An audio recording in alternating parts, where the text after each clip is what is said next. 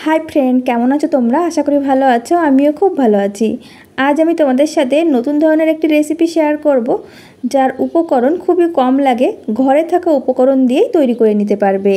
बाड़ीते हठात् कोनो अतिथि आसले झटपट এই रेसिपि तैरी करे दिते पारबे। तैरी करा एतटाई सहज भिडियोटी ना देखले तोमरा केउ बुझतेই पारबे ना। तो चलो बेशी कथा ना बाड़िয়ে तोमादेर साथे এই रेसिपिटा शेयर करे निই।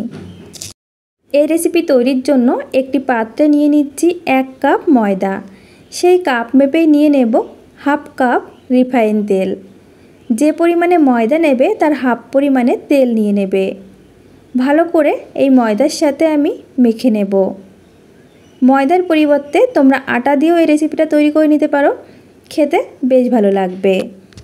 ভালো করে ময়দা তেল আমি মিশিয়ে নিয়েছি। এখন ওই কাপ মেপে নিয়ে নিচ্ছি আরও 1 কাপ ময়দা।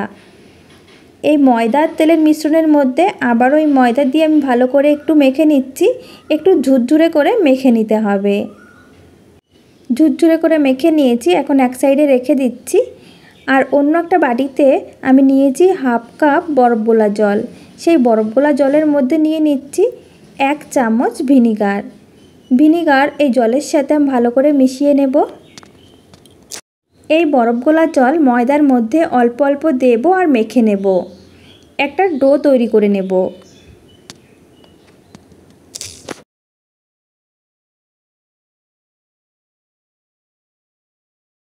ডো আমি রেডি করে নিয়েছি।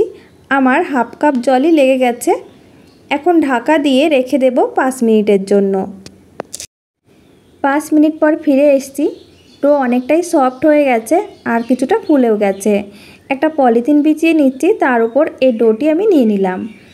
একটা বেলনি দিয়ে আমি বেলে নেব। একটু আলতো হাতেই বেলে নেবে, একটু ফেটে যেতে পারে, অসুবিধা নেই। আর এটা বেলার সময় অবশ্যই নিচে একটা পলিথিন দিয়ে নেবে, তাহলে নিচেই লেগে যাবে না।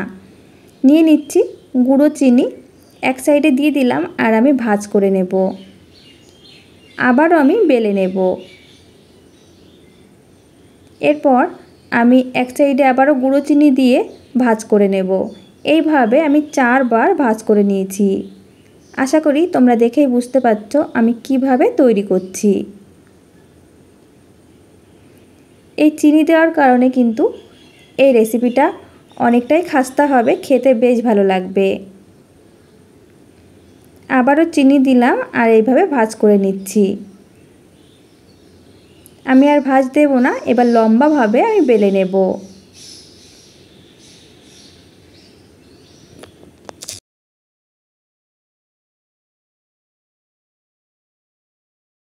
এখন একটা ছুরির সাহায্যে আমি কেটে নিচ্ছি।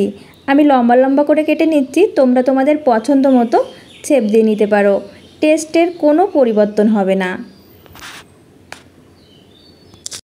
একটা স্টিলের থালায় আমি চারি সাইডে ভালো করে তেল ব্রাশ করে নিয়েছি। এখন আমি এগুলো একটু সাজিয়ে নিচ্ছি। এরপর চলে যাব চুলাতে।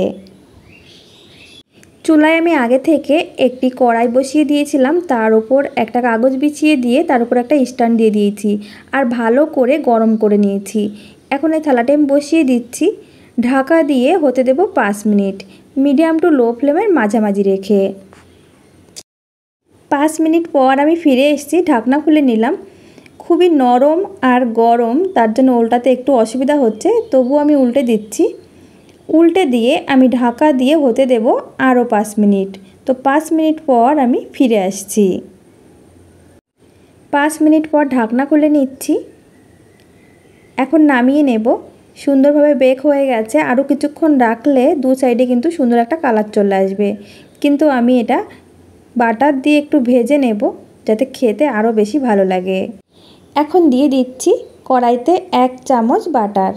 হাই ফ্লেমে রেখে বাটারটি গলাতে যাবে না, তাহলে পুড়ে যাবে, খেতে ভালো লাগবে না। লো ফ্লেমে রেখে আমি বাটারটি গলিয়ে নিচ্ছি। তোমরা চাইলে তেল কিংবা বাটার দিয়েও ভেজে নিতে পারো বেক না করে। আমি যেহেতু বেক করে নিয়েছিলাম তাই এগুলো ভাজতে বেশিক্ষণ টাইম লাগবে না। আমি এগুলো 2 মিনিট মতো ভেজে নেব, মিডিয়াম টু লো ফ্লেমের মাঝামাঝি রেখে। 2 মিনিট পর আমি উল্টে দিচ্ছি। উল্টে দিয়ে আমি আরও 2 মিনিট মতো ভেজে নেব। দেখো সুন্দর একটা কালার এসছে।